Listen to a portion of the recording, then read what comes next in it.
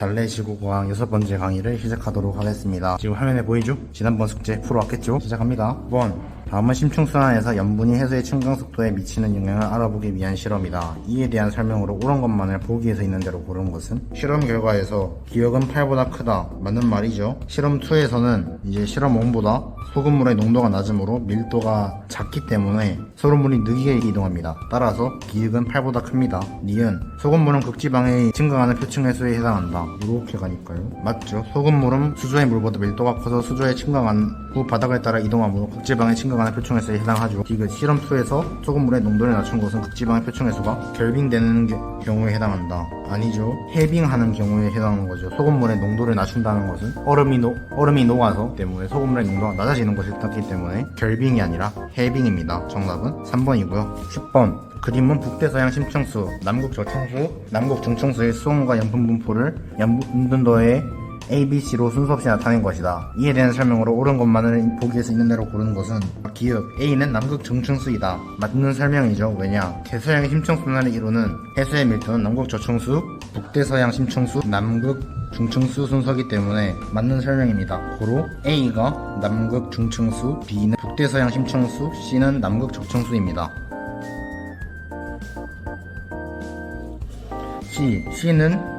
C는 외델해의 결빙에 의해 증강되었다. 맞는 말이죠. C는 남극 대륙 주변의 외델해에서 결빙에 의한 밀도 증가로 증강하여 형성된다. 맞는 말이죠. 디귿 남극 중층수는 북대서양 심층수보다 염분이 높다. 틀렸죠. 염분이 높다가 아니라 낮다죠. 왜 그런지는 다들 이제 아실 거라고 믿고요. 정답은 3번입니다. 11번. 그림과는 대서양의 해수순환 모식도를 나는 기억과 니은에서 형성되는 각각의 수계의 수온 염분도와 A와 B로 순서 없이 나타낸 것이다. 이에 대한 설명으로 옳은 것만을 고른 것을 보기에서 있는 대로 고른 것은 기억 니은에서 형성되는 수계는 A에 해당한다. 틀렸죠. 기역에서 형성되는 수계는 B에 해당합니다. B의 위니까 염분이 낮죠. A와 B는 심층해수에 산소를 공급한다. 맞는 말이죠. 산소를 공급하죠. 염분 때문에. 디귿 심층순환은 표층순환보다 느리다. 맞는 말이죠. 그래서 정답은 4번입니다. 마지막 숙제 문제 12번. 그림은 약 17,000년 전부터 현재까지 그린란드의 기온 분포를 나타낸 것이다. B 시기에는 영거 드라이 아이스 빙하기가 있었다. 이에 대한 설명으로 옳은 것만을 보기에서 있는 대로 고른 것은 기억. 그린란드 주변 해역에서 해수의 평균 밀도는 A 시기가 B 시기보다 컸다. 틀렸죠. A 시기보다 B 시기가 작았습니다. 니은 A 시기에 온暖하여 해수의 심층순환이 강해졌다. 온난하면 심층순환은 약해지죠. 틀린 말입니다. 디귿 B 시기에 빙하기가 생긴 것은 해수의 표층순환이 약해졌기 때문이다. 맞는 말이죠. 해수가 흐름이 약해지니까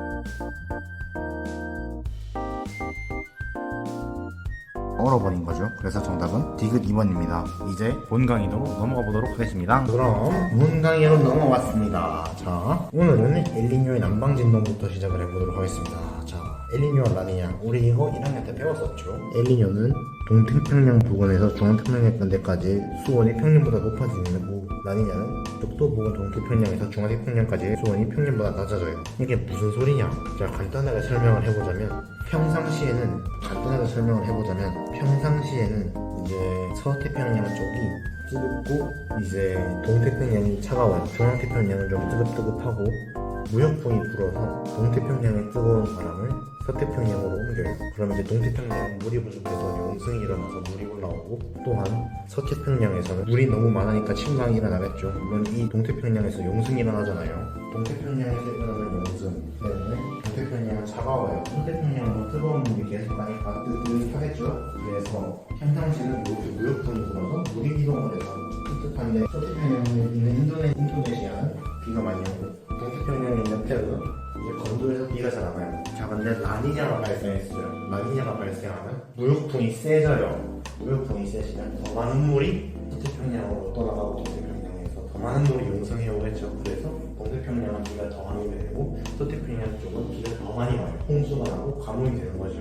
여기서 만약에 라니냐가 아니고 평상시에서 엘니냐가 일어났다. 그럼 무슨 일이 벌어지느냐? 무역풍이 약해졌어요. 그러면 바닷물은 그렇게 밀어주던 힘이 없어졌잖아요. 그럼 이제 바닷물이 쏠려있던 게 다시 동태평양으로 내려가겠죠. 돌아가겠죠. 동태평양으로 돌아가면 어떻게 되냐? 동태평양의 평균 기온이 높아지잖아요. 동태평양의 평균 기온이 높아지면 당연히 서태평양은 뜨거운 물을 뺏겼으니까 자기 입장에서 기온이 낮아지겠죠. 그러면 서태평양은 평소보다 고기압, 동태평양은 평소보다 저기압이 있어서 온도가 올라가고 내려가니, 그렇다면 어떻게 될까요? 동태평양에는 이제 비가 슬슬 들어오고 서태평양에는 비가 안 오는 걸로 가요. 이게 엘니뇨예요. 이제 슬슬 정리가 됐을까요, 여러분? 자, 그럼 제가 방금 전에 설명한 게 지금 1학년 때 배운 걸 계속 읽는 동시에 위에 있던 엘니뇨와 라니냐를 이제 다시 복습한 것입니다. 자, 그럼 아까 전에 얘기하는 거에 대해서 그림을 조금 더 보고 대기순환도 한번 보도록 할게요. 자, 엘니뇨와 라니냐 시기의 해양 변화.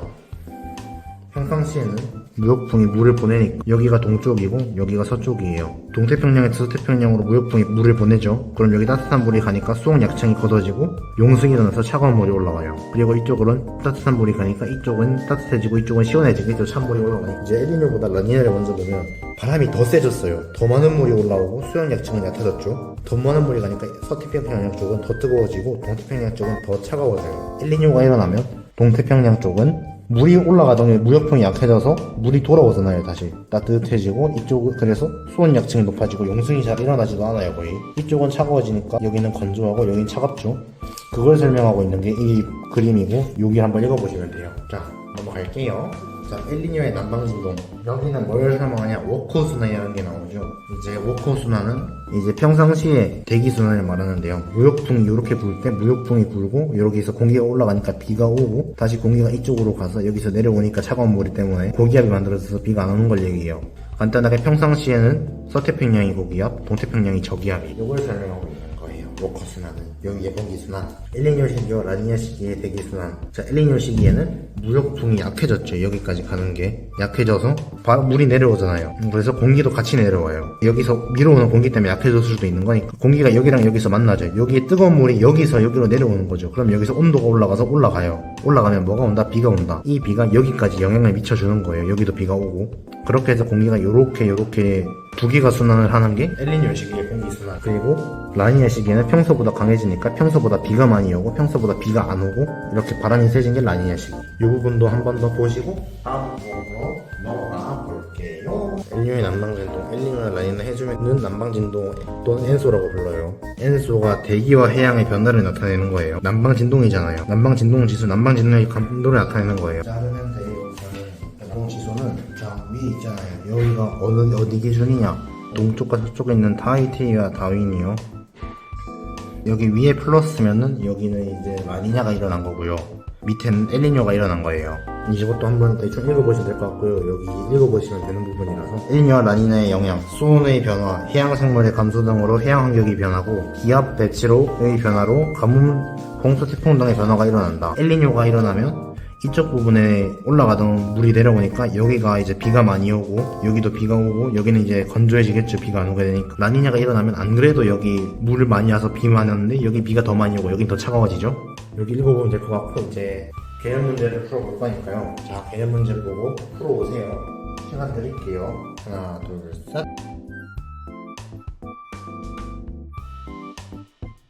자, 이제 한번 했습니다. 6번 평상시에 적도부근 태양의 따뜻한 표층에서는 무역풍에 의해 동태평양에서 서태평양 쪽으로 이동하죠. 평상시보다 무역풍이 약해질 때 엘니뇨가 발생하고요. 평상시보다 무역풍이 약해지면 적도부근의 따뜻한 표층에서 이동이 약해져 동태평양의 표층 수온이 상승하게 되고 동태평양에서 영승이 약하게 일어납니다. 수온 약층의 깊이가 깊어지죠. 평상시에 적도부근에서 태평양에서 형성되는 동서방향의 거대한 대기순환을 워커순환이라고 하죠. 엘니뇨 시기에는 서태평양에서 고기압이 동태평양에서 저기압이 발생하고 라니냐 시기에는 서태평양에서 저기압이 동태평양에서 고기압이 발달한다. 그림은 시간에 따라 난방 진동수의 변화를 나타낸 것이다. A와 B 중 엘니뇨가 발생한 시기는 B 시기이고 라니냐가 발생한 시기는 A죠. 라니냐 시기의 적도부근의 서태평양 인근에서는 홍수가 발생하기 쉽죠. 다음 걸로 넘어갈게요.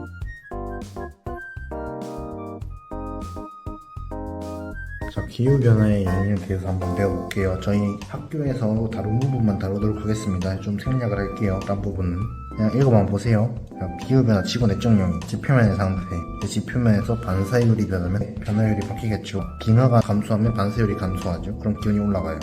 빙하가 늘어나면 반사율이 올라가서 기온이 내려가겠죠. 그러니까 숲이 감소해서 사막에 와서 사막도 반사를 꽤 잘해요. 빙하만큼은 아닌데. 그러니까 사막이 많아지면 반사율이 증가, 기온이 하강. 사막이 적어지면 그거 안 되겠죠. 그리고 대기의 투과율은 이제 화산재 퍼센트에 많아지면 반사시키죠. 적어지면 반사 못하죠. 수를 분포이죠. 육지와 용량의 차이인데요. 이것도 읽어보시면 될 것 같고, 엘니냐랑 라니냐에서 평균선이 바뀐다. 이것도 봐놓으시면 될 것 같아요. 그 다음에 밑에 기후변화의 인위적 요인은 이제 한번 읽어보시면 될 것 같고, 이제 지구 외적 요인으로 넘어갈게요. 내적 요인은 이 정도면 간단하게 끝나고요. 기후변화의 자연적 요인, 지구 외적 요인. 자, 세차운동이 뭐냐? 지구 자전축이 26,000년을 주기로 평균으로 일어나는 행상. 그러니까 지금 자전축이 이러면은 13,000년 전에 이랬고 또 1년 전에 이랬어요. 180도 도는데 13,000년 전에 원래대로 돌아오는데 26,000년 걸리는 거예요. 그리고 만약에 이렇게 태양이 여기 있고 여기 태양이 있을 때 여기 지구가 여기 있거나 여기 있다고 칠 때 북반구 자전축이 안쪽을 보고 있으면 여름, 북반구 자전축이 바깥을 보고 있으면 겨울이에요. 그죠? 남반구도 똑같아요. 남반구 자전축이 태양 쪽을 보고 있으면 여름, 남반구 자전축이 바깥을 보고 있으면 겨울. 그죠? 그 다음에 거는 이제 자 여기가 원일점이고요. 태양에서 가장 멀면 원일점, 가장 가까우면 근일점이에요. 북반구의 태양에서 가장 멀 때 여름이죠. 북반구는 현재. 그러면 우린 여름에 그나마 덜 더운데 남반구는 태양이랑 제일 가까운 근일점일 때 여름이에요. 그럼 더워 죽어요. 이게 13,000년 뒤엔 우리 남반구가 이제 제일 멀 때 여름이고 제일 가까울 때 여름이라서 이게 반대로 바뀌어요. 이거 보시면 될 것 같고요. 자, 그 다음에 지구 자전축의 기울기 변화. 지구 자전축이 21도에서 24.4도 사이 변해요. 얼마를 주기로? 41,000년을 주기로. 지금은 23.5도예요. 기울기가 커지면 태양에 받는 면적 각도가 전체적으로 커지게 되죠. 그러면은 여름에는 엄청 더운데 겨울에는 또 엄청 춥겠죠. 그럼 이제 연교차가 심해지고요. 기울기가 작아지면 전체적으로 받는 태양의 빛의 크기가 일정해지겠죠. 그렇게 되면 연교차가 작아지겠죠. 여름도 겨울도 없어지게 될 거예요. 만약에 0도가 된다고 하면. 이제 지구 공전 궤도의 이식률. 지구 공전 궤도는 약 10만 년을 주기로 원에 가까운 모양에서 긴 타원 모양으로 변해요. 지금은 타원 모양이죠. 이것은 원일점과 근일점까지 거리가 변하고 태양 에너지 극슬이 변해요. 원으로 변했을 때는 이제 뭐 1교차도 일정해지고 이제 이 정도 봤으면 개념학의 문제를 풀어보면 될 것 같아요. 그리고 이제 한번 풀어보세요. 시간 드릴게요. 자,